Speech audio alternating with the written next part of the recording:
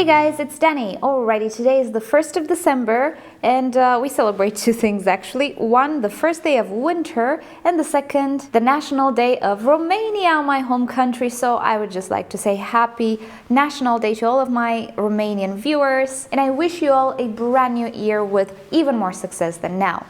But there's also something else that we do here in Danny's greenhouse, and this is recap the orchids that we had in bloom for the past month, and in our case being November. And P.S. there will be some noise in this video. My neighbor is redoing his whole house and it's not gonna be pretty for the following days. I'll do my best though, and I just felt like apologizing. Without further ado though, let's get on to the video and see what orchids we had in bloom. First off, we have my favorite Bulbophyllum, and this is because it's the only Bulbophyllum that I've ever seen in bloom. This is the Elizabeth and Buckleberry, and right now the flowers are spent, but I did film it a little bit when it was in full bloom. I was hoping that it will still last another week while I was gone, but apparently I was wrong, so I kind of missed its prime time, but it's okay. This guy always blooms the same for me. The flowers are always the same, and I do have a more extended video on presenting this guy if you want to learn more about him and decide if it's an orchid worthy of your wish list. This Bulbophyllum never disappointed me. I would say it's an easy hybrid to start with because yes, it is a hybrid. It has bloomed reliably, if I'm not mistaken, every year. It has bloomed last year and 2 years ago as well, although I cannot say he is a fast grower. This year he grew two tiny new growths, side growths for me, so I'm hoping they will develop into normal directions of growths, but this is the main direction, and every new pseudobulb creates a flower spike. This is not a fragrant nor a stinky Bulbophyllum. If you know a thing or two, they have a bad reputation of smelling pretty bad. This one doesn't though, so I find it suited for home growing or a room where you will actually spend time in. Next orchid we had in bloom is the Encyclia vitellina. This is a first-time bloomer for me, and as you can see, one of the flowers dropped, another one is gonna drop soon. She still has a few more flowers, but I did film when she was in full glory. I did make a video on this orchid, a more elaborated presentation, and also some care tips, so you'll find the names of all of these orchids, including some more footage with them, in the description below. I find the vitellina to be quite a rewarding and easy to care for species because yes, she is not a hybrid, but with all of the species that I own and that most of us own, please don't understand they are acquired from nature. No, they have been produced or actually propagated in cultivation. All reputable nurseries do not offer wild obtained orchids, and it's wrong to do so. We have so many orchids. It's just something important for me, so that's why I mention it all the time. So all of the species, even though we call them botanical orchids or species, they're not wild caught, just so you know. So the vitellina is a species which looks exactly the same as it would in nature, and I find it to be very rewarding and easy to grow. She's supposed to be quite a cool grower, but you know my summers. She did absolutely fine. All she required was water and some proper light, and pretty much that's it. I love this orchid for the color of its flowers. It's the most beautiful orange I've ever seen. In any case, if you ever see it for sale and you like it, I would suggest you go for it. I do know a few more growers that have no issues with this orchid, and it just blooms reliably in totally different climates than mine year after year. Next up is my pink NoID Cattleya. This is one of the oldest orchids that I own, and she has been a reliable bloomer. I think she skipped 1 year, maybe last year, if I'm not mistaken. I have her for about 3 or 4 years already. She did go through a setback last year when we moved in, but now she's bouncing back. And sadly, I don't have a proper ID for her. Now, Jessica emailed me and she said she looks like a species, which I forgot the name of. You will find it in the description. And indeed, it does look like that species, but of course, you cannot be sure. So I will just call it a no ID for now. But if you like the looks of this orchid, check out the species that you'll find in the description below because it looks similar. It has big pink fluffy flowers just like this one, so maybe it's a good replacement. Now, mine has quite a big flower. It's one of those big flowered Cattleyas, and it can produce multiple flowers, not just one. I think the most that I had was 2 or 3. So this orchid definitely can produce a better inflorescence than this, but as I was saying, she is recuperating at the moment. I'm surprised she bloomed, to be honest. She is also fragrant, but she has a very mild, subtle, floral scent. I would say most Cattleyas have floral scents, at least the ones that I have. So I don't think you'll ever have issues with the fragrance of Cattleyas, like let's say with Catasetums. What I love most about this orchid is the lip. She has a really curly, let's say, deep magenta lip. I absolutely love it. It is a bold statement on the flower. You know, there are those cattleyas with tiny little lips. No, this one is not super fluffy, but not tiny either. So overall, I'm really happy with my little NoID orchid. And as I was saying in a previous video, my favorite cattleyas are the NoIDs, at least so far. I do have a few species or ID'd hybrids as well, but I just prefer the NoIDs that I found at normal grocery shops or garden centers. Next up, we have a Vanda. This is my Beallara pink, and as you might know, my Beallaras, which are hybrids, are the most prolific Vandas I have ever had. Mind you, I never had too many Vandas. So, you know, I do recommend them just because they're so easy, but there might be other hybrids out there as well. The Beallaras, though, are very popular. They come in two colors, the pink and the blue variety, and I have them both. But right now, the pink one is in full bloom, and this year she created really huge, majestic blooms. The older blooms tend to be bigger. Oh my goodness, look at this. She is just huge. Absolutely one of my favorites. Now see, there is a thing with this pink. Remember I told you that I'm not the hugest fan of the purple pinks, simply because they're just too common. And when I buy orchids, I tend to go for the reds, oranges more. It's not that I don't like pink, it just has to do with the fact that I have too many pink orchids. Now this is a different type of pink. It is a warm, pinky, magenta, sweet, I would say, pink. It's not a cold color. I don't really go for cold colors usually, or cold light in general. I like warm tones, amber tones. I'm a fan of that. Maybe because I have poor circulation and I'm always cold, but I do like warmth in my flowers, and the Beallara pink definitely has a warmer type of pink. This orchid is not fragrant, yet again you'll find more details and information about her in the description below. She has always bloomed reliably for me multiple times a year. Beallaras can bloom 3 times a year, maybe even more in warmer climates. So far my Vandas were a little bit stressed after my experience last year, my little experiment should I say. So I cannot tell you how often they bloom in this warmer climate, but in my old climate I had 3 bloomings per year from them. So that's not shabby at all. Definitely a recommendation when it comes to Vandas. They should be quite available in Europe. I'm not entirely sure in the USA, but I've seen some of you guys acquiring them in the USA as well. They're just very popular in Europe, not so popular in the USA, I think, but definitely not a rare orchid. If you ever see it, I would say go for it.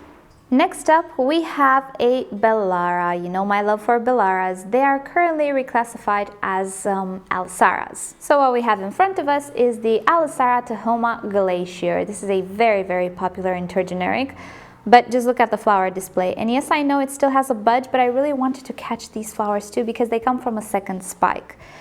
Did you ever see such a display on a Beallara? Beallaras usually don't create too many blooms. This one did. So as I was saying, we have 2 flower spikes here. It's not a branch. This is one of the spikes coming from the very same bulb there, but this is a thinner spike and it only has 3 blooms, these 3. This spike is the main spike. So, oh no, I have 2 pseudobulbs in bloom, as you can see. So they're not both coming from the same pseudobulb, sorry, my mistake. So this is the thicker spike, and on this one we have 1, 2, 3, 4, 5 blooms. And you know me, I really like arching flower spikes, so that's why I left these spikes just flow like this. Now this spike is so thin that I'm sure it will just break under its own weight, so that's why I just let it rest on the main flower spike because it is quite strong. And there we go, such a nice display. Was not expecting for this orchid to create such a display. This is one of the benefits of actually growing or actually caring for your orchid and making it rebloom, because you can train the flower spikes to have a different shape. Most orchids that we purchase have straight flower spikes, and that's pretty obvious. They take less space in the store and on transport. And I'm not entirely sure why I blab on the display so much. It's just that I love it. I love pendant displays. Now, this orchid has huge flowers. Let me just show you. There we go. I think this is the Beallara with the hugest flowers that I know of. There might be others. And it's a very, very popular cross. As I was saying, it is itself used in crossings, in obtaining other hybrids. It's quite a vigorous grower. It has a spicy fragrance, which I'm not a fan of, but hey, you cannot have them all.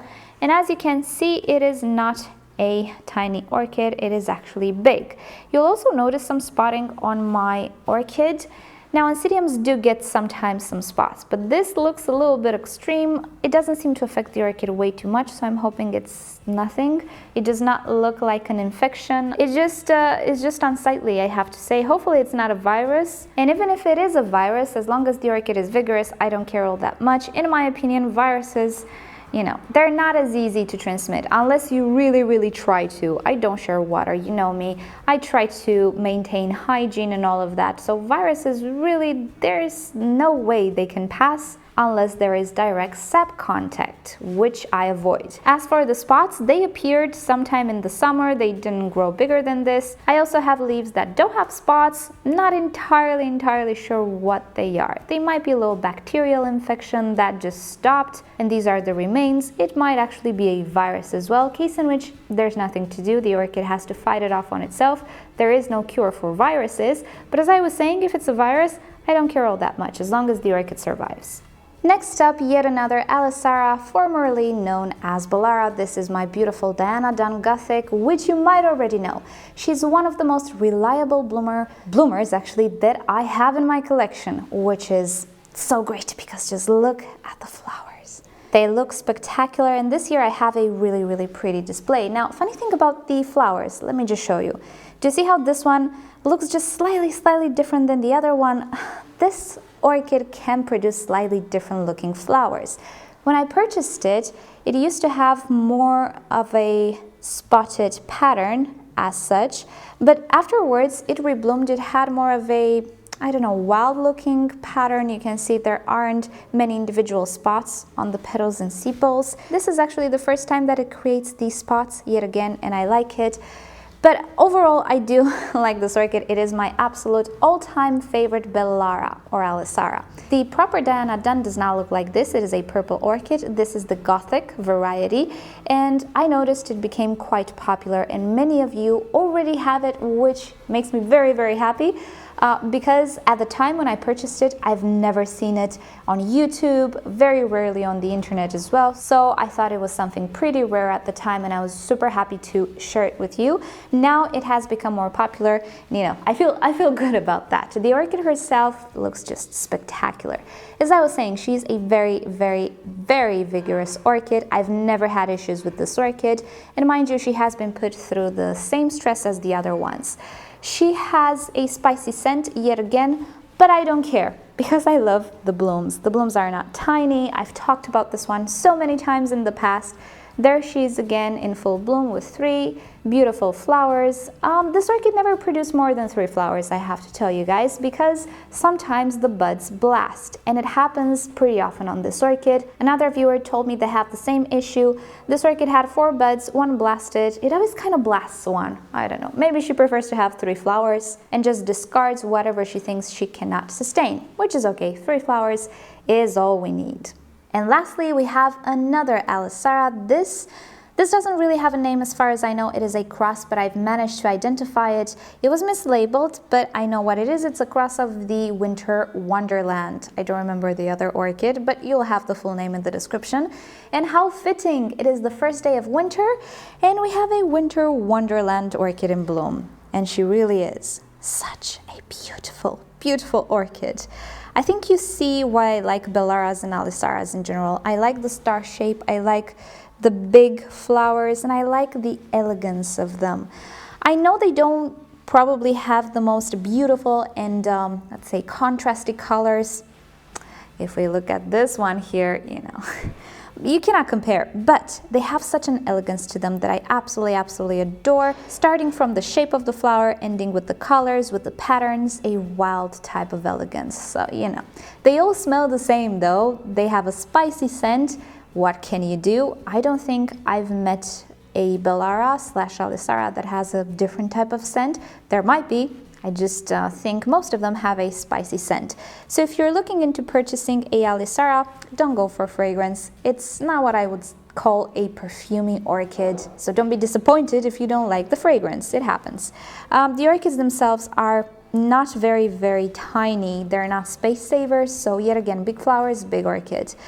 But the elegance of it, I just find it really beautiful. This is quite the new orchid though. It has not been repotted because I saw it had a flower spike. So I waited for it to develop. I don't think it has any snails of the sorts. She's in good shape. She will be repotted after she finishes blooming, but there we go. The past month we also had some lovely new orchids. We had some dendrobiums, but since I'm not entirely sure of their IDs, you know what? Let's not include them this month for the orchid contest. We can wait until they have proper blooms. So these are all of the orchids that you can vote for. Leave me a comment down below saying which one is your favorite. And excuse those noises, I know they sound a little freaky, but yeah, I told you. My neighbor is redoing his entire house, so it's not gonna end soon. So anyway, thank you guys so much for watching. Hope you've enjoyed it and you got some inspiration for maybe your next purchases. I will remind you have all of the details and information and names about these orchids down below in the description. And as my viewer Thomas would say, if you've enjoyed this video, give it a thumbs up. If you didn't enjoy it, still give it a thumbs up for filming and editing purposes. And P.S. I really love that outro, so if you guys have ideas for outros along the lines of this comment, just let me know down below and I'll include them in my future videos. I just found this to be very funny. Alrighty, so subscribe to my channel for regular orchid videos and don't forget to turn on notifications so you never miss a video. Leave me comments with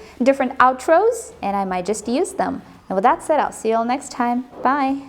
Do you guys have the sensation when you are gone for an extended period of time and then you come back home, you have this urge to just do the things that you've always wanted to do? For example, I want to fix my shower curtain right now. After I finish with laundry and ironing, because that's what I'm gonna do, I also want to fix my closet. There's this idea of the capsule wardrobe, which is very appealing at the moment. It refers to having only 30 or something clothing pieces. It's basically a way to keeping your wardrobe at a minimum because, and I think I'm not the only one, I have a full closet and nothing to wear because all of my clothes are just so old or they don't fit me so well or I just don't enjoy them or they scratch me or something of the sort, but I keep them because I paid for them, Some of them are just so old that I wouldn't be caught in public with them, but I just hang on to them and I have no idea why. So I decided I'm gonna do this. I'm only going to keep the stuff that I enjoy wearing outside. I'm gonna think about what I wore most in the past few months, and I'm only going to keep those, and the other things I'm just going to donate them if they're in good condition. If they're not, I'm just, gonna throw them away. So yeah, I want to go into the closets this weekend perhaps. I have such energy to do this. It's good to be gone from time to time.